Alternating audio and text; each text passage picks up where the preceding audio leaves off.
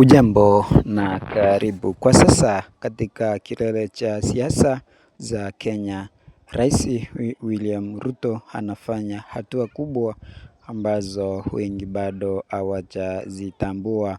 Kwa bahati nzuri, ukimsikiliza rais au watu wake wa karibu wakizungumza kuhusu uchaguzi mkuu wa mwaka wa 2027, utagundua jambo la ajabu. Hawazungumzi kama wagombea wanaojiandaa kwa ushindani mkali, bali wanazungumza kama wamiliki wa nyumba wanaokumbusha kwamba mkataba wa upangaji tayari umesainiwa na matokeo ya mwaka 2027 yameamuliwa. Lakini kama tunavyojua katika siasa za Kenya, kujiamini kupita kiasi mara nyingi huwa ni kificho cha jambo lingine.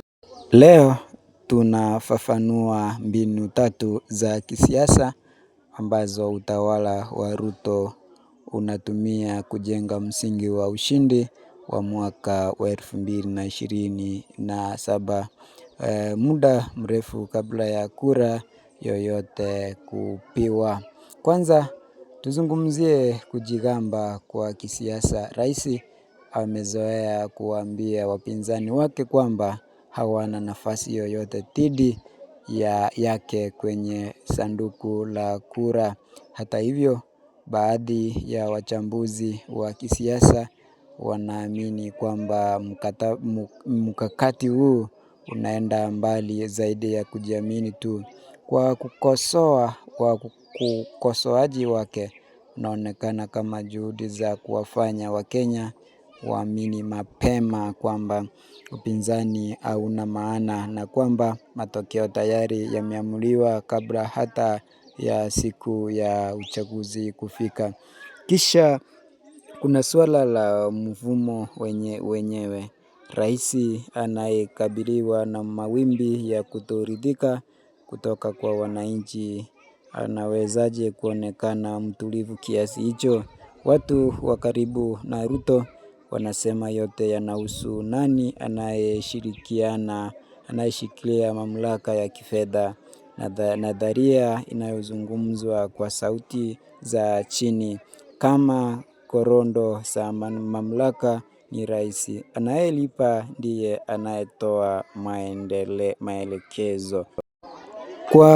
Kwa kuwa serikali ndiyo inayofadhili tume ya uchaguzi, baadhi ya watu wanahofu kwamba inaweza kuwa vigumu kwa taasisi inayotegemea fedha za serikali kutoa matokeo ambayo hayampendezi anayeshikilia mamlaka. Kwa mtazamo huo, mfumo mzima unaonekana kuwa umeunganishwa kwa namna ambayo unasukumwa kuelekea upande mmoja. Lakini hapa ndipo simulizi linapovutia zaidi. Ikiwa kweli Ruto ana uhakika wa ushindi wa kishindo, kwa nini yeye na timu yake wanaonekana kufanya juhudi kubwa za kisiasa nyuma ya pazia? Kwa mujibu wa madai yanayozungumzwa katika duru za kisiasa, kambi ya Ruto imekuwa ikituma wajumbe kwa viongozi wa upinzani ikiwahamasisha